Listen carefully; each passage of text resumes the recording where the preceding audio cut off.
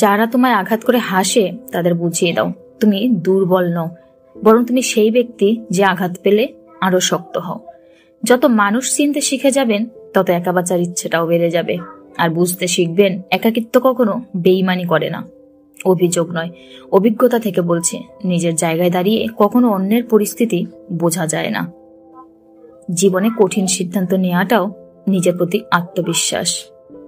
শিক্ষা মানুষের ভদ্রতার পরিচয় বহন করে না, আচরণই ভদ্রতার পরিচয় দেয়।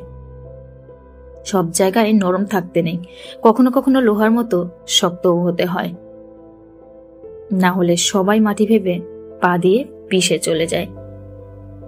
গাছের কাঁটা থেকে মাছের কাঁটা যেমন মারাত্মক, তেমনি বাইরের মানুষ থেকে আপন মানুষের হিংসা বেশি ভয়ঙ্কর। যার অন্তর যেমন, সে অন্যের সম্পর্কে ধারণাটা করেও তেমন। মানুষের যখন অনেক মানুষ হয়ে যায় তখন তারা পুরাতন মানুষগুলোকে ভুলে যায়।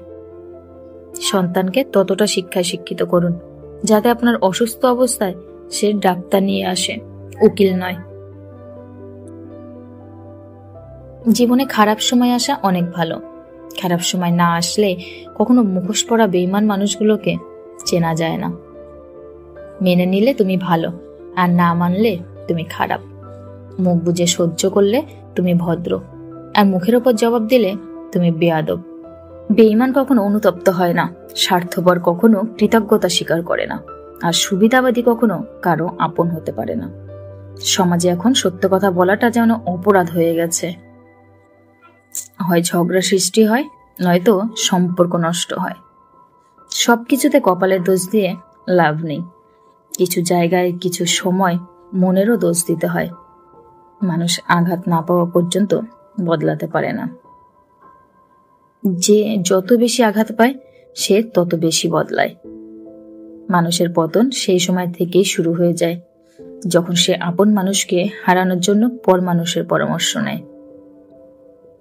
খুব সহজে মনের কথা বলে ফেলা মানুষগুলো যার যাই হোক অন্যের ক্ষতি চিন্তা কখনোই করতে পারে না।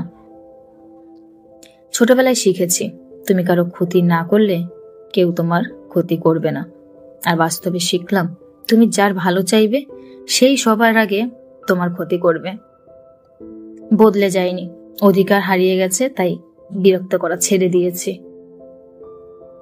জীবন খুবই সুন্দর, তাই না? তুমি কিছুই নিয়ে আসোনি, তোমার ভাগ্যে কি আছে কিছুই জানো না। তারপরও তুমি সবকিছুর জন্য লড়াই করো। তারপর কিছু না নিয়ে দুনিয়া ছেড়ে চলে যাও।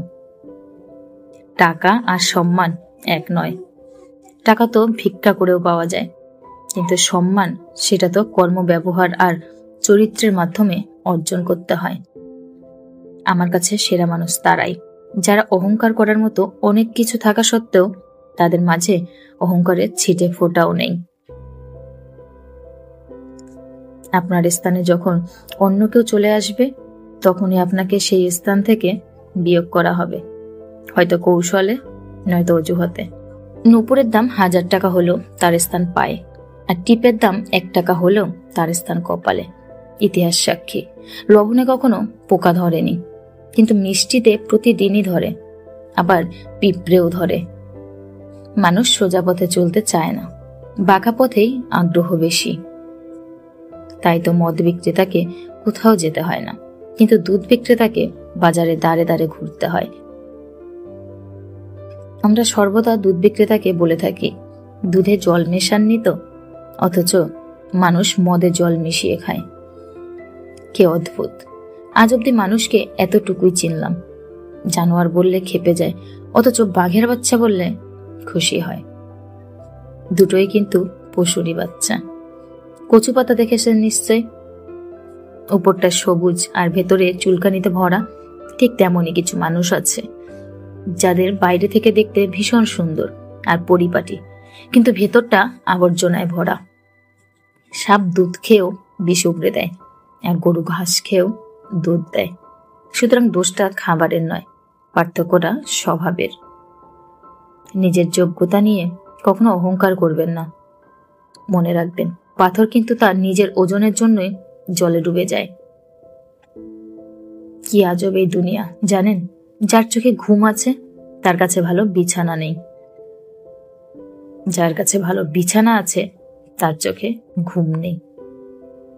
যার মনে দয়া আছে তার কাছে দেওয়ার মতো কিচ্ছু নেই, আর যার কাছে দেওয়ার অনেক কিছু আছে তার দেওয়ার মনটাই নেই।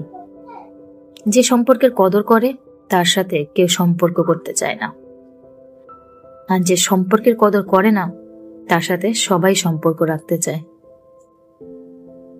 যার পেটে খিদে আছে তার কাছে পর্যাপ্ত খাবার নেই, যার পেটে খিদে নেই তার কাছে খাবার নষ্ট করার মতো প্রাচুর্য আছে। একটা কথা সবসময় মনে রাখবেন, ধনী আপনি চাইলেই হতে পারবেন, কারণ আজকালকার দুনিয়ায় পয়সা কামানো বিশাল কোনো ব্যাপার নয়। কিন্তু চাইলেই ভদ্রলোক হওয়া যায় না, কারণ ভদ্রতা পারিবারিক শিক্ষা থেকে আসে, সেটা সবার নাও থাকতে পারে। তাই পারলে ভদ্রলোক হওয়ার চেষ্টাটা সবার আগে করবেন। মাঝে মাঝে কষ্ট পাওয়া ভালো, কষ্ট মানুষকে বাস্তবতা শেখায়, ম্যাচিওর বানায়, যে কোনো পরিস্থিতিতে মনের জোর বাড়ায়, একা বাঁচতে শেখায় এবং আপন মানুষগুলোকে চিনতে শেখায়। দায়িত্ব জিনিসটা বড়ই অদ্ভুত, যে পালন করে সে সব সময় দোষী হয়, আর যে এড়িয়ে চলে সে সব সময় লম্বা জ্ঞান দিয়ে যায়। কাউকে তার ভালো মন্দ বেশি বোঝাতে যাবেন না, এতে আপনি খারাপ হয়ে যাবেন। বরং তাকে ছেড়ে দিন, যে যখন ঠকবে বা বিপদে পড়বে তখন সে এমনিতেই আপনার মূল্য বুঝতে পারবে।